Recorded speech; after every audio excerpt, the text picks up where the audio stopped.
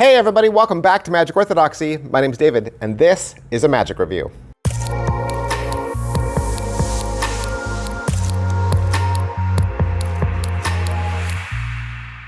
Hey guys, welcome back to the channel. Welcome back to the #1 place to get a Magic Review, both the latest and the greatest, Monday through Friday, 7 days a week.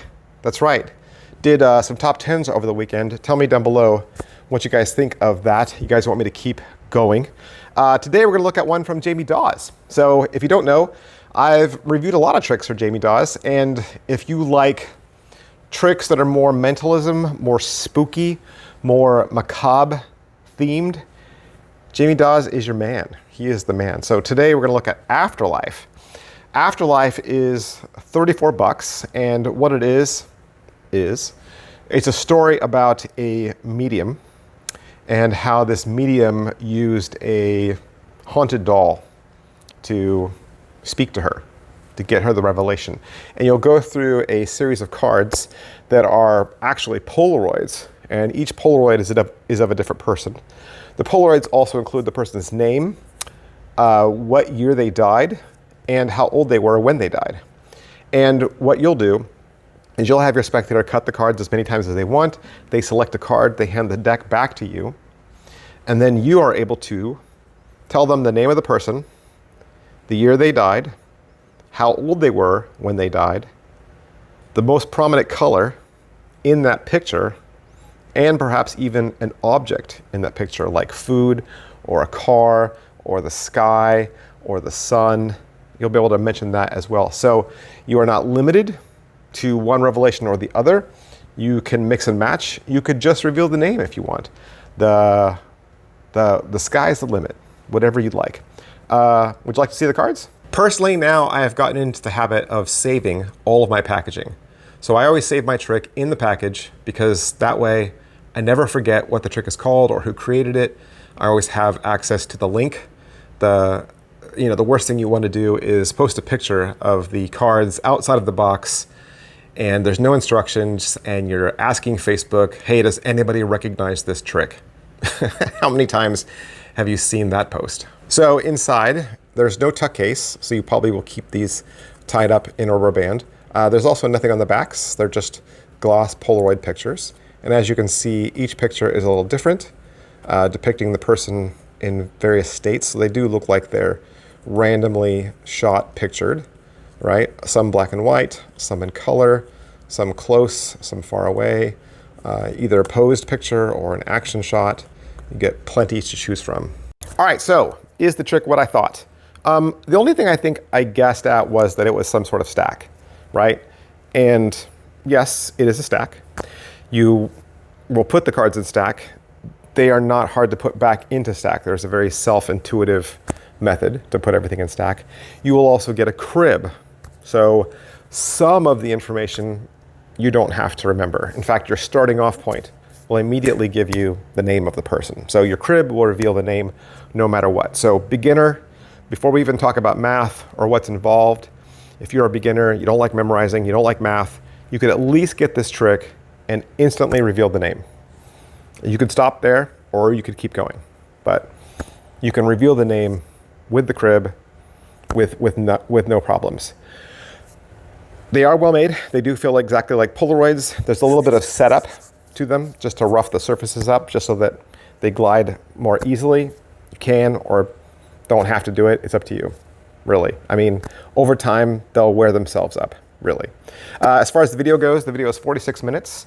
It's Jamie and Harry Nardi in the Alakazam studio.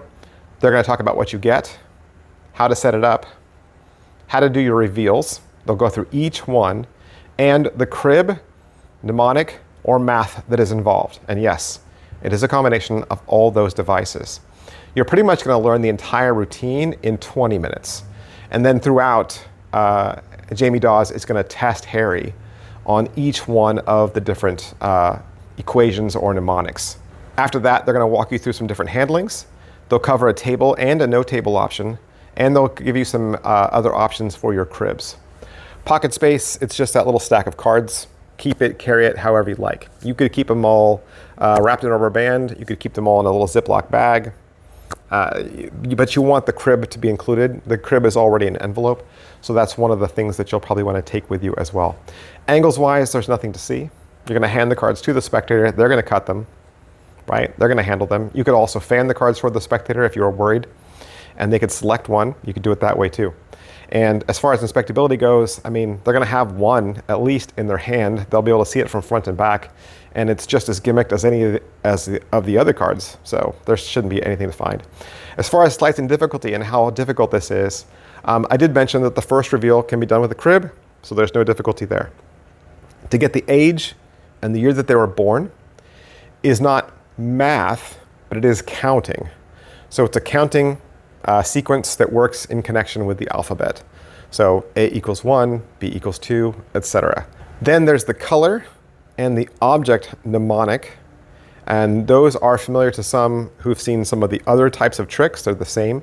And again, that's going to come from visual clues that are already on your crib that you know, or the numbers that you've already revealed to yourself. So after you deduce some of the numbers, those numbers then will reveal other things. So yes, the revelations do get more and more intense and more difficult, but the good news is, because it's mentalism, and because you're staring at this picture of the doll, right, you have all the time in the world, should you want to do it that way. You could also bring out a notepad and just cheat. You could bring out a notepad and say, you know, this, and do it as like spirit writing. Like, this is what I'm getting like an S, and then you fill in the name, and then you can just do the math or the mnemonic right there on the page. So the positives are, it's another home run for Jamie Daws. I love the fact that he's teamed up with Alakazam. I think it's available on both sites. I think it's available on Jamie's site and Alakazam, depending on where you want to get it. But I'm always impressed with Jamie's tricks, and I've kept a lot of them because they're the kinds of tricks that I enjoy doing. You don't have to do the same kind of spooky, seance-y routines that he does. You're certainly free to make whatever you wish. And it's small, it's a light little EDC, and it's a great way to do a reading without really doing a reading, right? Because you're not revealing anything about the person. You're revealing something about the card that they're holding. So it feels like a reading, but it's really not. It's really just math and mnemonics. The negatives are, of course, the mental gymnastics that you have to do. It's not self-working. It does take some memory. You do have to memorize the mnemonics part and connection with the crib. But here's the other thing. If you want, just make a different crib. Make a different crib that also includes the year and the age. And then you can just glance it and go, Maria, 69, born in, died in 1982, done. Then you don't need to do any of that gymnastics.